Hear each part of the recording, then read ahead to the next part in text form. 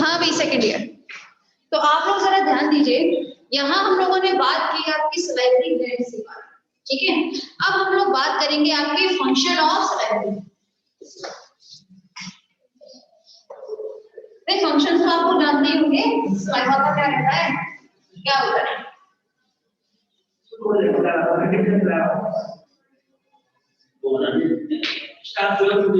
बिल्कुल सही बात है। अगर हम लोग बात करें तो सलाइवा में मोस्टली किस चीज का डायरेक्शन होता है आपका, मोस्टली, ठीक है ना। तो जब हम लोग बात करें आपके फंक्शंस के बारे में,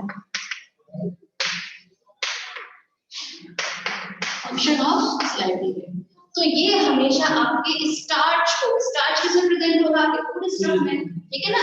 तो फूड स्टफ में जो आपका स्टार्च होता है उसे ब्रेक डाउन करता है, ठीक है। किसमें करेगा पहले, माल्टोज,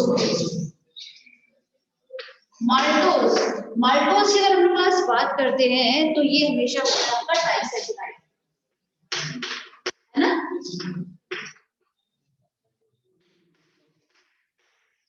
डाइसैकेराइड, लेकिन आप लोग जानते हैं कि ये हमेशा डाइसैकेराइड के फॉर्म में तो रहेगा नहीं, हमेशा ये किसी सिंपल फॉर्म में चेंज होता है, ठीक है ना। फिर ये जो आपका माल्टोज होता है,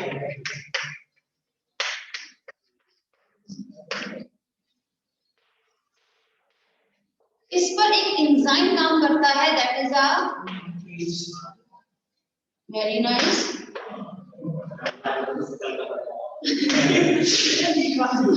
माल्टेज एंजाइम इसका फंक्शन करता है और आपके डाइसैकेराइड को किसमें कन्वर्ट कर देगा, आपके मोनोसैकेराइड में,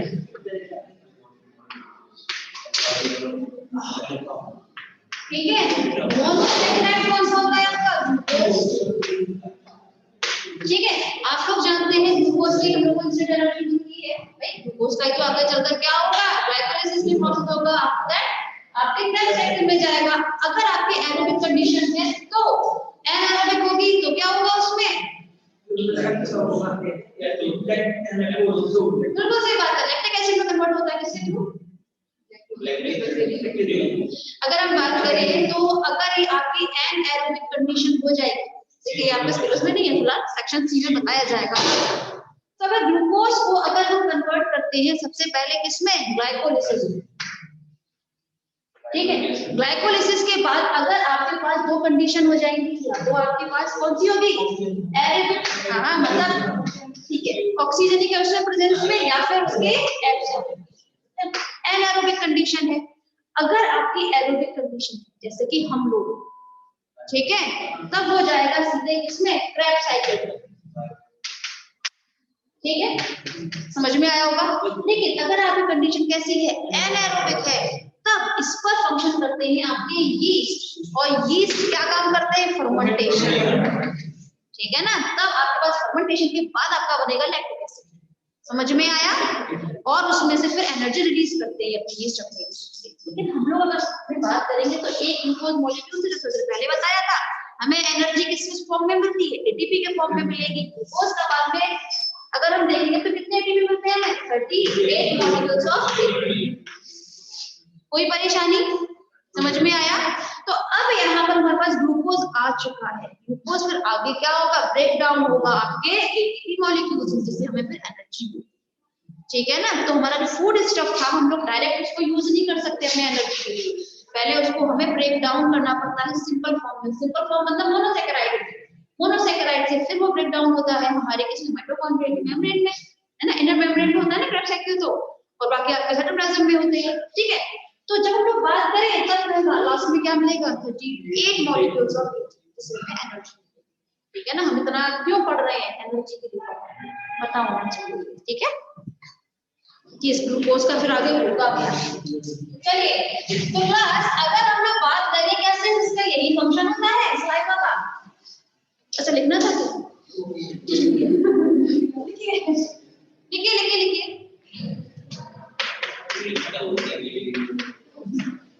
आप लोग लिखना चाहते हैं लिखिए।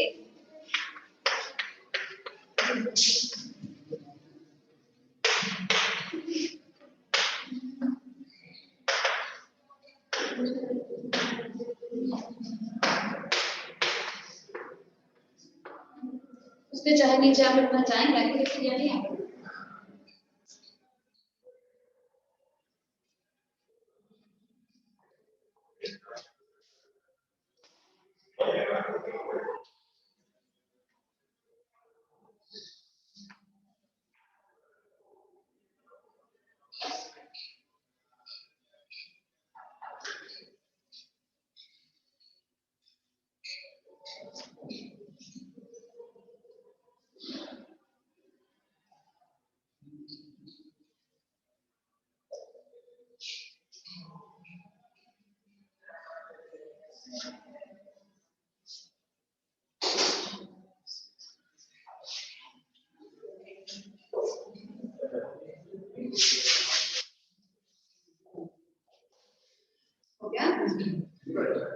अच्छा, क्या सिर्फ आपका सलाइवा का यही फंक्शन होता है या कुछ और भी होता है?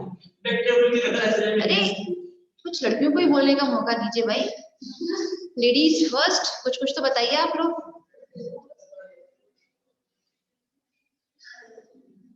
क्या काम करता है सलाइवा हमारे मुंह में? अगर हमारे मुंह में अगर आपका फूड स्टफ है तो सलाइवा तो सीक्रेट होगा इस लाइवरी ग्लैंड के थ्रू, फिर उसका फंक्शन क्या होगा? एक तो मैंने बता दिया, चलो बाकी बिल्कुल सही बात है।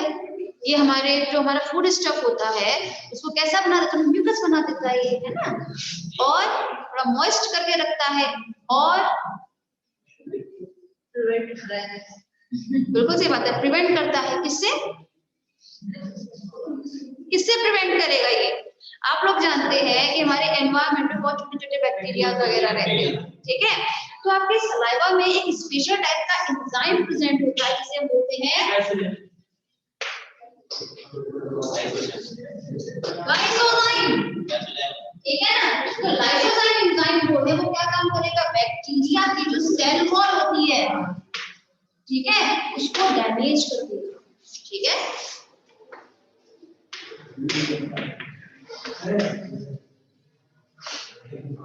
तो मतलब है प्रिवेंट करता है बैक्टीरिया से, ठीक है। इसका सेकंड इंपॉर्टेंट फंक्शन होता है, आपको आप नाम दीजिए, मॉइस्ट वगैरह करके रखता है,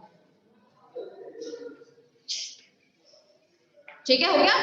तो क्लास जब हम लोग बात करें आपके सलाइवा के बारे में तो आप लोग जानते हैं कि अब बक्कल कैविटी हम लोगों ने स्टडी किया है। बक्कल कैविटी में क्या क्या चीज प्रेजेंट है? आपकी टीथ प्रेजेंट है और साथ में भाई प्रेजेंट तो आपकी टंग भी होती है। फिर टंग का काम क्या होता है? हाँ, तो टेस्ट के लिए होता है, पर हमारे डाइजेशन में कैसे हेल्प हाँ बिल्कुल सही बात है।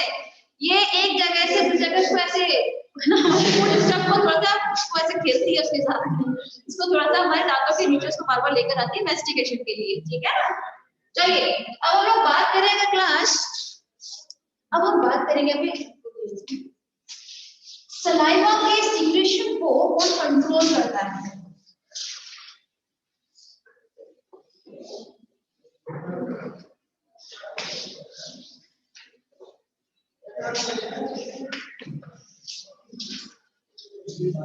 कौन कंट्रोल करता है भाई?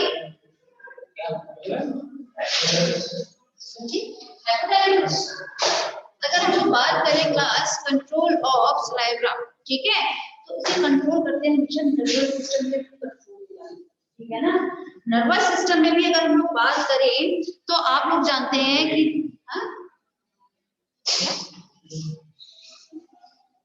क्या बोल रहे थे?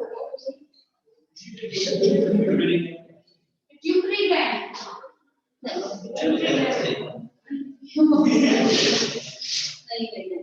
आप लोग जानते हैं कि आपका जो सलाइवा का जो कंट्रोल होता है हमेशा ऑटोनोमिक नर्वस सिस्टम के थ्रू हुआ है, ठीक है ना। ऑटोनोमिक नर्वस सिस्टम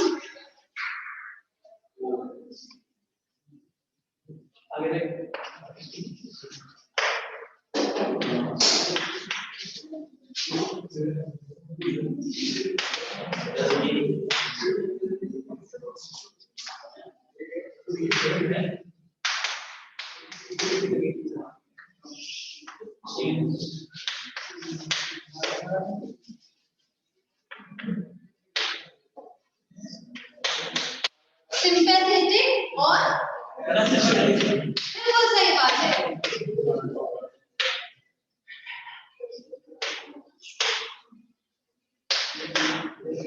ठीक है ना। अभी क्या होता है सिंपैथेटिक पैरासिम्पैथेटिक नर्व, कंट्रोल कर सकते हैं। आप लोग जानते हैं कि जैसे अगर मैं अभी आप लोगों के सामने कुछ बहुत अच्छे से खाने का नाम लूं, ठीक है, नाम लिया मैंने गोलगप्पे, ठीक है, लड़कियों के मुंह में पानी आता है, ठीक, लेकिन एक बात बताइए, क्या वो सलाइवा जो है हमेशा बना रहता है मुंह में? कुछ टाइम के बाद उसका स्प्लिट होना कम हो जाता है, बंद हो जाएगा, ठीक है ना, क्या ठीक है। तो ऐसा क्यों होता है?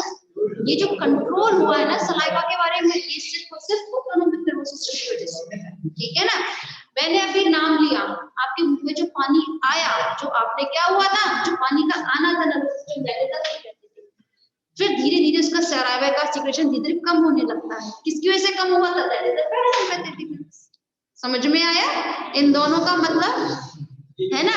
मतलब एक तो आपके किसी भी आपके सोचने भर से जो आपके सलाइवा को सीक्रेट करने के वो करते, तेजित करते उस चीज को, तो वो तो होता है सिंपैथेटिक, और धीरे धीरे करके उसका सीक्रेशन कम कर देते हैं पैरासिम्पैथेटिक।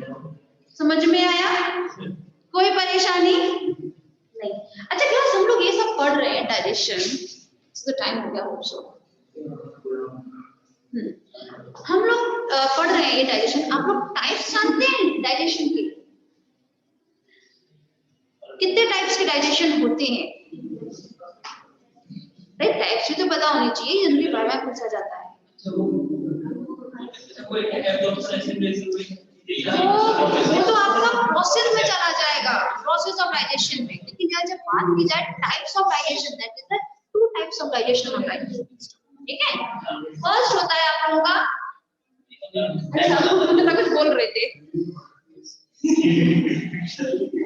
तो हम लोग क्लास जब हम बात करें आपके टाइप्स ऑफ डाइजेस्टिव सिस्टम की, तो फर्स्ट है आप लोगों का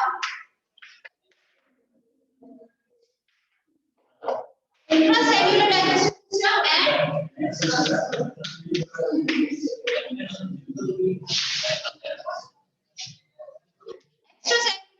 सिस्टम। ये पूछा जाता है, ये आपको भी पता है। स्टूडेंट्स क्या करते हैं, मोटी मोटी चीजें पढ़ लेते हैं, छोटी छोटी चीजें भूल जाते हैं। अब आप लोग बता सकते हैं कि इंट्रासेल्युलर का मतलब क्या है, इंट्रा और एक्स्ट्रा सेल्युलर मतलब बताइए। एग्जैक्टली, बिल्कुल सही बात है। देखिए नाम में ही सब कुछ छिपा रहता है। मैं स्टार्टिंग से बोलती आई, अगर जिसने टर्म्स इनके बहुत अच्छे से स्टडी किए हैं वो बहुत इजीली सब चीजें स्टडी कर सकता है। देखिए इंट्रा मतलब सेल के अंदर होने वाला डाइजेशन होता है, वो होता है इंट्रासेल्युलर। एक्स्ट्रा सेल्युलर में जो सेल के बाहर होता है, ठीक है। हम लोगों में डाइजेशन कौन सा होता है? सेल के अंदर होता है हमारे। ठीक है, जब हम लोग बात करते हैं आपके इंट्रासेल्युलर के बारे में, तो इंट्रासेल्युलर में जो हमारे लोअर इन्वर्टिब्रेट्स होते हैं ना, जनरली उनमें देखने को मिलता है। आप लोगों ने फर्स्ट ईयर में पढ़ा होगा फैगोसाइटोसिस, पिनोसाइटोसिस पढ़ा था ना टर्म्स। तो फैगो और पिनो में डिफरेंस क्या होता है फिर?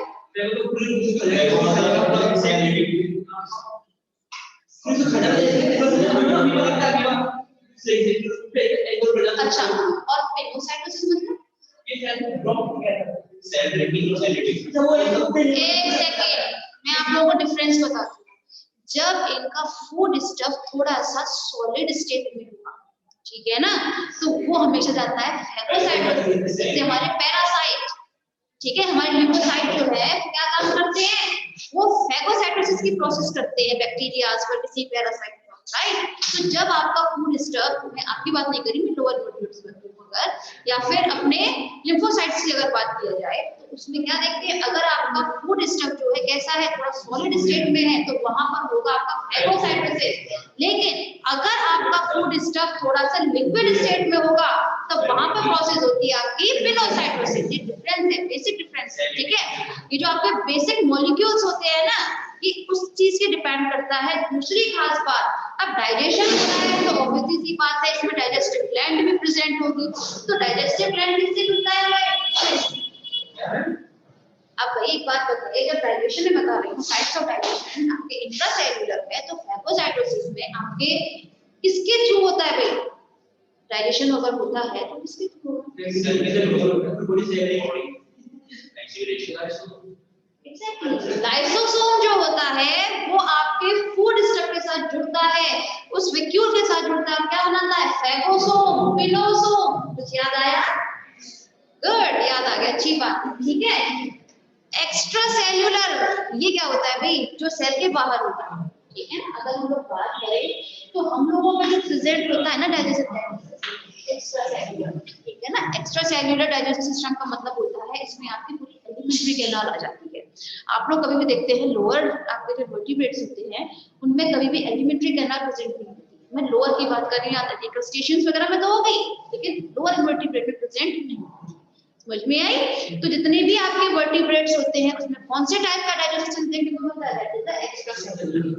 ये वाइवा में पूछा जाता है, ठीक है ना। तो छोटी छोटी चीजें थोड़ा याद रखिएगा क्लास। चलिए आज के लिए तो बस इतना ही, बाकी हम लोग कल बात करेंगे।